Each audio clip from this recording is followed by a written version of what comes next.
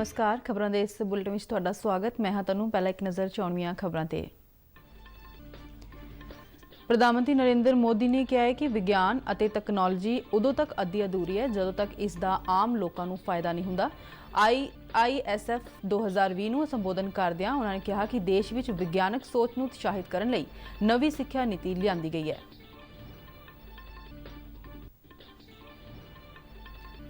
प्रधानमंत्री Narendra Modi भलके video conference राही विश्व Bharti university के शताब्दी समागम को संबोधन करेंगे।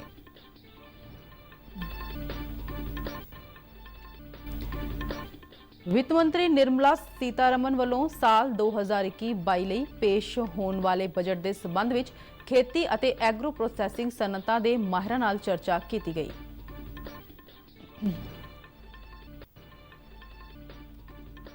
केंद्र और विश्व बैंक विचाले 500 मिलियन अमरीकी डॉलर के ग्रीन राष्ट्रीय राजमार्ग कॉरीडोर समझौते ते दस्तखत।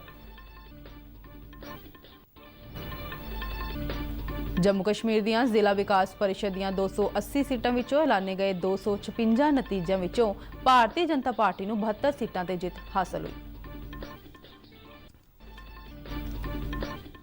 केंद्रीय खेड मंत्री किरण रिजिजू ने वर्चुअल तौर पर 8 राज्यों में खोल इंडिया राज एक्सीलेंस केंद्रों का उद्घाटन किया।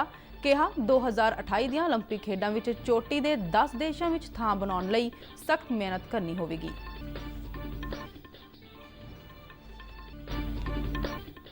पाकिस्तानी फौज वालों पुंछ सैक्टर में गोलीबंदी की उल्लंघना करदियां भारी गोलीबारी। SGPC वालों 10वीं पातशाही श्री गुरु गोबिंद सिंह जी के साहिबजादियां बाबा अजीत सिंह, बाबा जुजार सिंह, बाबा जोरावर सिंह और बाबा फतेह सिंह के शहीदी दिवस को समर्पित अमृतसर विखे गुरमत समागम करवाया गया। ते हुण खबरां विस्तार नाल। प्रधानमंत्री नरेंद्र मोदी ने कहा है कि विज्ञान और तकनोलॉजी उदों तक अद्धी अधूरी है जदों तक इसका आम लोगों को फायदा नहीं होंदा। इंडिया इंटरनेशनल साइंस फैसटिवल 2020 का वर्चुअल तौर पर उद्घाटन करदियां प्रधानमंत्री ने कहा कि साडे विग्यानियों ने इनकलाबी काम किए ने और देश में विज्ञान तकनोलॉजी और नवीनता की खुशहाल विरासत है। उन्होंने कहा कि सरकार वालों इस दिशा में किए गए यत्नों नाल विश्व का भारत में भरोसा वधिया है। उन्होंने कहा कि सरकार किसी भी तरह की चुनौती नाल नजिठण और खोज कामां दे वातावरण को सुधारन लई पूरी तरह नाल वचनबद्ध है।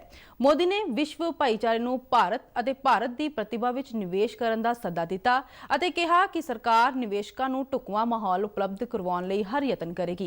प्रधानमंत्री ने कहा कि देश में विज्ञानक नज़रिए को उत्साहित करने लई नवी सिक्ख्या नीति लिआंदी गई है।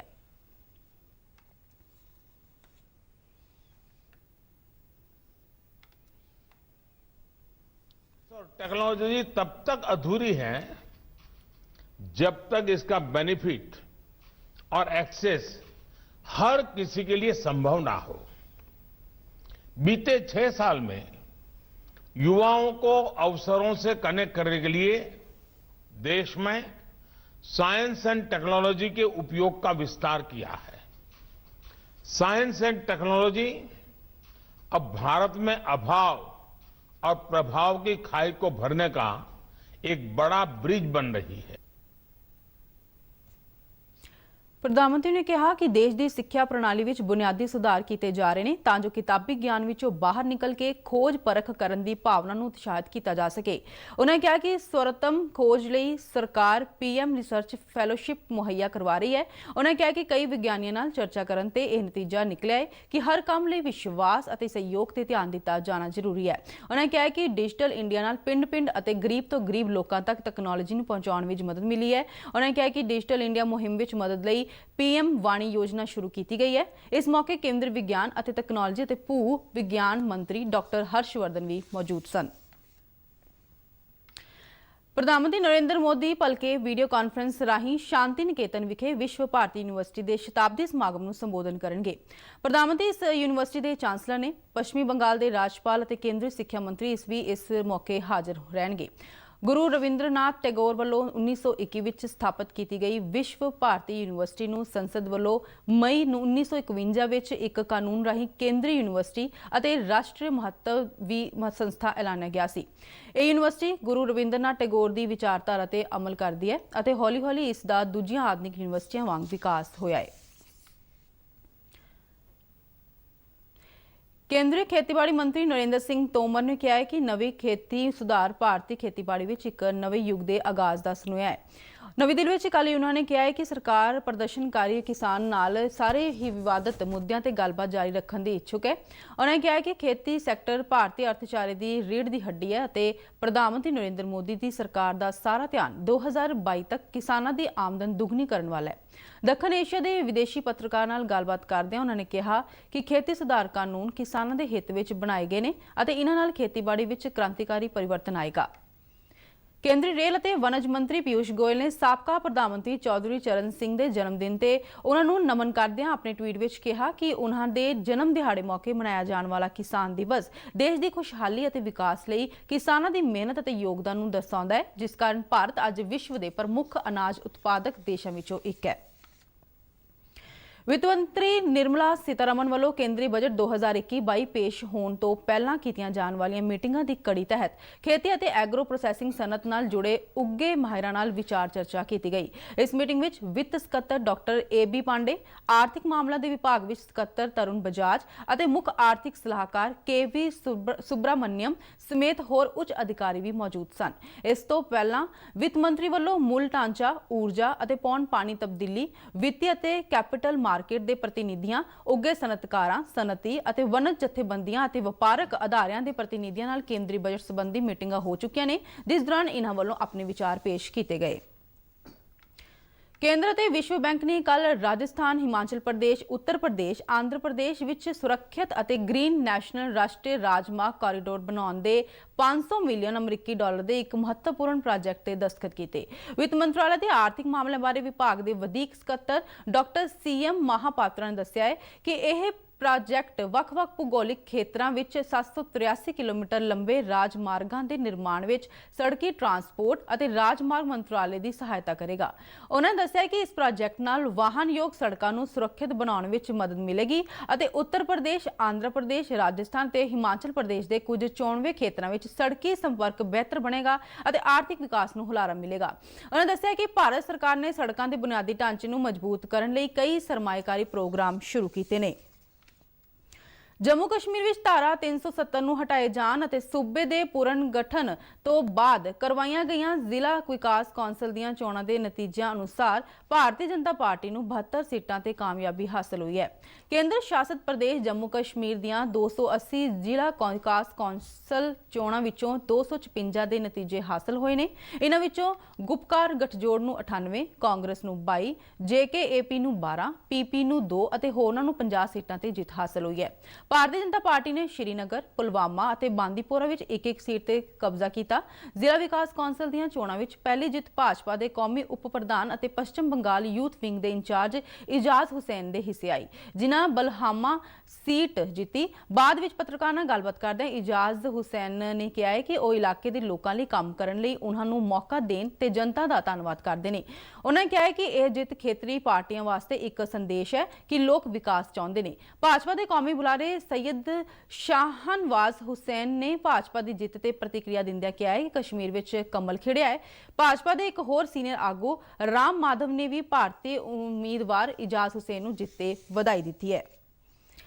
ਕੇਂਦਰੀ ਸਿੱਖਿਆ ਮੰਤਰੀ ਰਮੇਸ਼ ਪੋਖਰਿਆਲ ਨਿਸ਼ੰਕ ਨੇ ਸਪਸ਼ਟ ਕੀਤਾ ਹੈ ਕਿ ਸੀਬੀਐਸਈ ਦੀਆਂ 10ਵੀਂ ਅਤੇ 12ਵੀਂ ਦੀਆਂ ਬੋਰਡ ਪ੍ਰੀਖਿਆਵਾਂ ਫਰਵਰੀ ਵਿੱਚ ਨਹੀਂ ਹੋਣਗੀਆਂ। ਅਧਿਆਪਕਾਂ ਨਾਲ ਵਰਚੁਅਲ ਸੰਵਾਦ ਦੌਰਾਨ ਸਿੱਖਿਆ ਮੰਤਰੀ ਨੇ ਕਿਹਾ ਹੈ ਕਿ ਕੋਰੋਨਾ ਵਾਇਰਸ ਦੇ ਚੱਲਦਿਆਂ ਫਰਵਰੀ ਮਹੀਨੇ ਤੱਕ ਇਹ ਪ੍ਰੀਖਿਆਵਾਂ ਕਰਵਾਉਣੀਆਂ ਸੰਭਵ ਨਹੀਂ ਹੋਣਗੀਆਂ। ਫਰਵਰੀ ਤੋਂ ਬਾਅਦ ਇਹ ਪ੍ਰੀਖਿਆਵਾਂ ਕਦੋਂ ਕਰਵਾਈਆਂ ਜਾ ਸਕਦੀਆਂ ਨੇ, ਇਸ ਉੱਤੇ ਵਿਚਾਰ ਚਰਚਾ ਕੀਤੀ ਜਾਵੇਗੀ ਅਤੇ ਇਸ ਸੰਬੰਧੀ ਸੂਚਨਾ ਬਾਅਦ ਵਿੱਚ ਦਿੱਤੀ ਜਾਵੇਗੀ। ਇਸ ਸੰਵਾਦ ਦੌਰਾਨ ਸਿੱਖਿਆ ਮੰਤਰੀ ਨੇ ਕੋਰੋਨਾ ਕਾਲ ਵਿੱਚ ਅਧਿਆਪਕਾਂ ਵੱਲੋਂ ਬੱਚਿਆਂ ਨੂੰ ਪੜ੍ਹਾਉਣ ਲਈ ਕੀਤੇ ਜਾ ਰਹੇ ਕੰਮ ਦੀ ਭਰਪੂਰ ਸ਼ਲਾਘਾ ਕੀਤੀ। ਉਹਨਾਂ ਨੇ ਕਿਹਾ ਕਿ ਅਧਿਆਪਕਾਂ ਨੇ ਆਨਲਾਈਨ ਮੋਡ ਰਾਹੀਂ ਬੱਚਿਆਂ ਨੂੰ ਪੜ੍ਹਾਉਣ ਵਿੱਚ ਕੋਈ ਕਸਰ ਨਹੀਂ ਛੱਡੀ। ਰਮੇਸ਼ ਪੋਖਰਿਆਲ ਨਿਸ਼ੰਕ ਨੇ ਕਿਹਾ ਹੈ ਕਿ ਨਵੀਂ ਸਿੱਖਿਆ ਨੀਤੀ ਤਹਿਤ ਸਕੂਲੀ ਸਿੱਖਿਆ ਦੌਰਾਨ ਹੀ ਆਰਟੀਫੀਸ਼ੀਅਲ ਇੰਟੈਲੀਜੈਂਸ ਵਿਸ਼ਾ ਲਿਆਂਦਾ ਜਾ ਰਿਹਾ ਹੈ। ਉਹਨਾਂ ਨੇ ਕਿਹਾ ਕਿ ਭਾਰਤ ਦੁਨੀਆ ਦਾ ਪਹਿਲਾ ਦੇਸ਼ ਹੋਵੇਗਾ ਜਿੱਥੇ ਸਕੂਲੀ ਪੱਧਰ ਤੇ ਆਰਟੀਫੀਸ਼ੀਅਲ ਇੰਟੈਲੀਜੈਂਸ ਦੀ ਪੜ੍ਹਾਈ ਸ਼ੁਰੂ ਹੋਵੇਗੀ। ਕੇਂਦਰੀ ਖੇਡ ਅਤੇ ਯੁਵਾ ਮਾਮਲਿਆਂ ਬਾਰੇ ਮੰਤਰੀ ਕਿਰਨ ਰਿਜੀਜੂ ਨੇ ਕੱਲ 8 ਰਾਜਾਂ ਵਿੱਚ ਖੇਲੋ ਇੰਡੀਆ ਐਕਸਲੈਂਸ ਕੇਂਦਰਾਂ ਦਾ ਵਰਚੁਅਲ ਤੌਰ ਤੇ ਉਦਘਾਟਨ ਕੀਤਾ।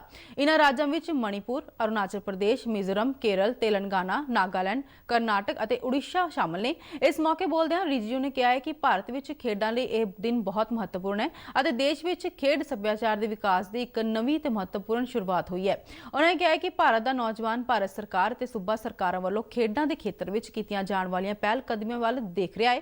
ਉਹਨਾਂ ਨੇ ਕਿਹਾ ਹੈ ਕਿ ਪ੍ਰਧਾਨ ਮੰਤਰੀ ਨਰਿੰਦਰ ਮੋਦੀ ਨੇ ਖੇਡਾਂ ਨੂੰ ਹਰ ਇੱਕ ਭਾਰਤੀ ਦੇ ਜੀਵਨ ਵਿੱਚ ਇੱਕ ਵਿਧੀ ਦੱਸਿਆ ਹੈ ਅਤੇ ਭਾਰਤ ਸਰਕਾਰ ਹਰ ਇੱਕ ਲਈ ਬੁਨਿਆਦੀ ਸਹੂਲਤਾਂ ਦੀ ਸਿਰਜਣਾ ਕਰਨਾ ਚਾਹੁੰਦੀ ਹੈ।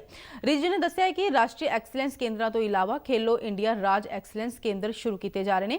ਉਹਨਾਂ ਨੇ 2028 ਵਿੱਚ ਹੋਣ ਵਾਲੀਆਂ ਲਾਸ ਐਂਜਲਸ 올림픽 ਖੇਡਾਂ ਵਿੱਚ ਭਾਰਤ ਨੂੰ ਚੋਟੀ ਦੇ 10 ਦੇਸ਼ਾਂ ਵਿੱਚ ਦੇਖਣ ਦੇ ਵਿਜ਼ਨ ਨੂੰ ਦੁਹਰਾਇਆ। ਉਹਨਾਂ ਨੇ ਕਿਹਾ ਹੈ ਕਿ ਇਸ ਮੰਤਵ ਲਈ ਕੇਂਦਰ ਅਤੇ ਸੂਬਾ ਸਰਕਾਰਾਂ ਨੂੰ ਮਿਲ ਕੇ ਕੰਮ ਕਰਨਾ ਹੋਵੇਗਾ ਅਤੇ ਕੇਂਦਰ ਵੱਲੋਂ ਸੂਬਾ ਸਰਕਾਰਾਂ ਨੂੰ ਸਾਰੀ ਹੀ ਲੋੜੀਂਦੀ ਆਰਥਿਕ ਸਹਾਇਤਾ ਮੁਹੱਈਆ ਕਰਵਾਈ ਜਾਵੇਗੀ ਤਾਂ ਜੋ ਉਹ ਆਪਣੇ ਸੂਬਿਆਂ ਵਿੱਚ ਖੇਡਾਂ ਦੇ ਬੁਨਿਆਦੀ ਢਾਂਚੇ ਨੂੰ ਸਹੀ ਢੰਗ ਨਾਲ ਵਿਕਸਿਤ ਕਰ ਸਕਣ। ਉਹਨਾਂ ਨੇ ਕਿਹਾ ਹੈ ਕਿ ਅਸੀਂ ਇੱਕ ਜਾਂ ਦੋ ਤਮਗਿਆਂ ਨਾਲ ਸੰਤੁਸ਼ਟ ਨਹੀਂ ਹੋ ਸਕਦੇ ਅਤੇ ਸਾਨੂੰ 2028 ਦੀਆਂ 올림픽 ਖੇਡਾਂ ਵਿੱਚ ਚੋਟੀ ਦੇ 10 ਦੇਸ਼ਾਂ ਵਿੱਚ ਆਪਣੀ ਥਾਂ ਬਣਾਉਣ ਲਈ ਸਖਤ ਮਿਹਨਤ ਕਰਨੀ ਹੋਵੇਗੀ। ਪਾਕਿਸਤਾਨੀ ਫੌਜ ਨੇ ਕੱਲ ਫਿਰ ਜੰਮੂ ਕਸ਼ਮੀਰ ਦੇ ਸਰਹੱਦੀ ਜ਼ਿਲ੍ਹਾ ਪੁੰਛ ਵਿੱਚ ਕੰਟਰੋਲ ਰੇਖਾ ਨਾਲ ਲੱਗਦੀਆਂ ਭਾਰਤੀ ਚੌਂਕੀਆਂ ਤੇ ਸ਼ਹਿਰੀ ਇਲਾਕਿਆਂ ਤੇ ਬਿਨਾਂ ਕਿਸੇ ਭੜਕਾਹਟ ਦੇ ਅੰਨ੍ਹੇਵਾਹ ਗੋਲੀਬਾਰੀ ਕੀਤੀ। ਇੱਕ ਰੱਖਿਆ ਬੁਲਾਰੇ ਨੇ ਦੱਸਿਆ ਕਿ ਕੱਲ ਤਕਰੀਬਨ ਸ਼ਾਮ 5:15 ਵਜੇ ਪਾਕਿਸਤਾਨੀ ਫੌਜ ਨੇ ਪਹਿਲਾਂ ਛੋਟੇ ਹਥਿਆਰਾਂ ਨਾਲ ਗੋਲੀਬਾਰੀ ਕੀਤੀ ਅਤੇ ਮਗਰੋਂ ਮੋਰਟਾਰ ਦੇ ਗੋਲੇ ਦਾਗੇ। ਬੁਲਾਰੇ ਨੇ ਦੱਸਿਆ ਕਿ ਭਾਰਤੀ ਫੌਜ ਨੇ ਵੀ ਪਾਕਿਸਤਾਨੀ ਫੌਜ ਦੀ ਇਸ ਕਾਰਵਾਈ ਦਾ ਫੌਰੀ ਤੌਰ ਤੇ ਢੁਕਵਾਂ ਜਵਾਬ ਦਿੱਤਾ। ਬੁਲਾਰੇ ਨੇ ਦੱਸਿਆ ਕਿ ਪਾਕਿਸਤਾਨੀ ਫੌਜ ਵੱਲੋਂ ਕੱਲ ਇੱਕੋ ਦਿਨ ਵਿੱਚ ਗੋਲੀਬੰਦੀ ਦੀ ਦੂਜੀ ਵਾਰ ਉਲੰਘਣਾ ਕੀਤੀ ਗਈ ਹੈ। ਇਸ ਤੋਂ ਪਹਿਲਾਂ ਸਵੇਰੇ 9:30 ਵਜੇ ਪਾਕਿਸਤਾਨੀ ਫੌਜ ਨੇ ਮਾਨਕੋਟ ਇਲਾਕੇ ਵਿੱਚ ਸਰਹੱਦੀ ਚੌਂਕਿਆਂ ਤੇ ਸ਼ਹਿਰੀ ਇਲਾਕਿਆਂ ਨੂੰ ਨਿਸ਼ਾਨਾ ਬਣਾਉਂਦਿਆਂ ਗੋਲੀਬਾਰੀ ਕੀਤੀ ਸੀ। SGPC ਵੱਲੋਂ 10ਵੀਂ ਪਾਤਸ਼ਾਹੀ ਸ੍ਰੀ ਗੁਰੂ ਗੋਬਿੰਦ ਸਿੰਘ ਜੀ ਦੇ ਸਾਹਿਬਜ਼ਾਦਿਆਂ ਬਾਬਾ ਅਜੀਤ ਸਿੰਘ, ਬਾਬਾ ਜੁਝਾਰ ਸਿੰਘ, ਬਾਬਾ ਜ਼ੋਰਾਵਰ ਸਿੰਘ ਅਤੇ ਬਾਬਾ ਫਤਿਹ ਸਿੰਘ ਦੇ ਸ਼ਹੀਦੀ ਦਿਵਸ ਨੂੰ ਸਮਰਪਿਤ ਗੁਰਦੁਆਰਾ ਸ੍ਰੀ ਮੰਜੀ ਸਾਹਿਬ ਦੀਵਾਨ ਹਾਲ ਅੰਮ੍ਰਿਤਸਰ ਵਿਖੇ ਗੁਰਮਤਿ ਸਮਾਗਮ ਕਰਵਾਇਆ ਗਿਆ, ਜਿਸ ਵਿੱਚ 22 ਸਕੂਲਾਂ ਦੇ ਵਿਦਿਆਰਥੀਆਂ ਨੇ ਸ਼ਿਰਕਤ ਕੀਤੀ। ਸਮਾਗਮ ਦੌਰਾਨ ਬੱਚਿਆਂ ਨੇ ਜਪਜੀ ਸਾਹਿਬ ਦਾ ਸੰਗਤੀ ਰੂਪ ਵਿੱਚ ਪਾਠ ਕੀਤਾ ਅਤੇ ਵੱਖ-ਵੱਖ ਵਿਦਿਅਕ ਅਦਾਰਿਆਂ ਦੇ ਵਿਦਿਆਰਥੀਆਂ ਵੱਲੋਂ ਗੁਰਬਾਣੀ ਕੀਰਤਨ, ਕਵੀਸ਼ਰੀ ਅਤੇ ਕਵਿਤਾਵਾਂ ਆਦਿ ਰਾਹੀਂ ਸਾਹਿਬਜ਼ਾਦਿਆਂ ਅਤੇ ਮਾਤਾ ਗੁਜਰੀ ਸਮੇਤ ਸ੍ਰੀ ਚਮਕੌਰ ਸਾਹਿਬ ਦੇ ਸ਼ਹੀਦਾਂ ਨੂੰ ਸ਼ਰਧਾ ਤੇ ਸਤਿਕਾਰ ਭੇਂਟ ਕੀਤਾ।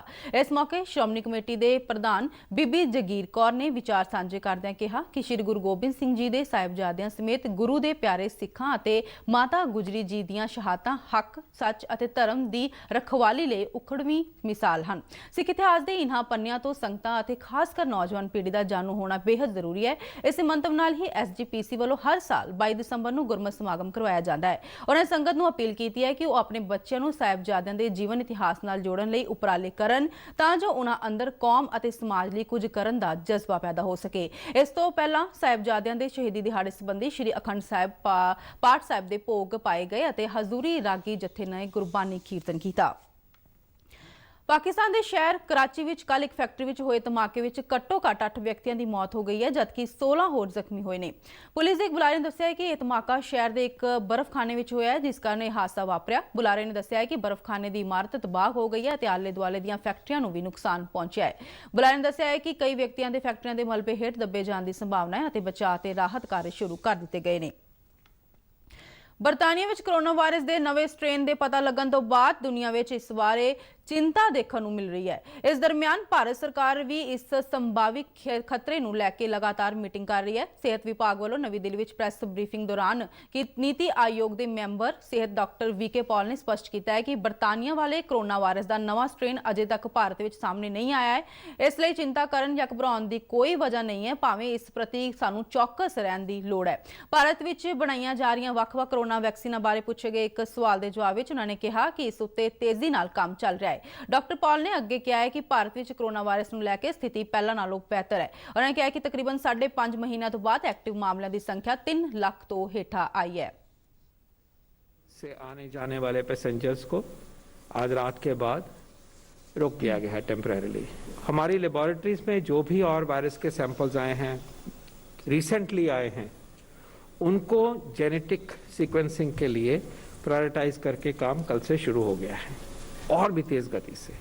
जो पिछले कुछ दिनों में पैसेंजर्स UK से आए हैं, जहाँ जहाँ भी आए हैं उनके पहुँचों, उनको कांटेक्ट करें, उनकी क्लिनिकल कोई इश्यूज हुए, प्रॉब्लम हुई, उसको समझें, उसके बाद